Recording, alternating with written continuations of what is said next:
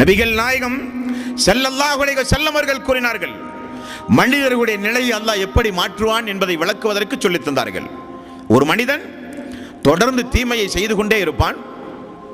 அவனுக்கு மரணம் வருவதற்கு முன்னதாக திடீரென அவன் நன்மையை செய்ய ஆரம்பிப்பான். அப்படி அவன் சொர்க்கம் சென்று விடுவான். ஒரு மனிதன் தொடர்ந்து நன்மையை செய்து கொண்டே இருப்பான். திடீரென அல்லாஹு தஆலா அவனுடைய உள்ளத்தை மாற்றுவான். அவன் நரகவாசியாக தீய செயல்களை செய்து நரகத்திற்கு சென்று விடுவான் என்றார்கள். அப்படிப்பட்ட ஒரு நேரம், அப்படிப்பட்ட ஒரு நாள் மனிதர்களின் மீது விதிக்காமல் நிச்சயம் அந்த நாள் வராது, நிச்சயம் அந்த நாள் ஏற்படாது என்று நபிகள் நாயகம் ஸல்லல்லாஹு அலைஹி வஸல்லம் அவர்கள் கூறினார்கள். அன்பர்களே, ஆகவேதான் அல்லாஹ்வினுடைய ரசூல் நிறைய பிரார்த்தனைகளில் குழப்பங்களை விட்டும் அல்லாஹ்வுடைய ரசூல் பிரார்த்தனை செய்தார்கள். பயனற்ற கல்விகளை விட்டும் அல்லாஹ்வுடைய ரசூல் பிரார்த்தனை செய்தார்கள்.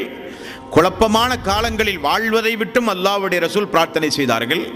மனிதர்களுக்கு வரப்போகிற குழப்பங்களில் மிகப்பெரிய குழப்பமே தஜ்ஜாலுடைய குழப்பம்தான்.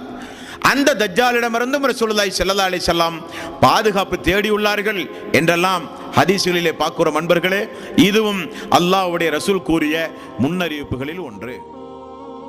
Islamic reminder.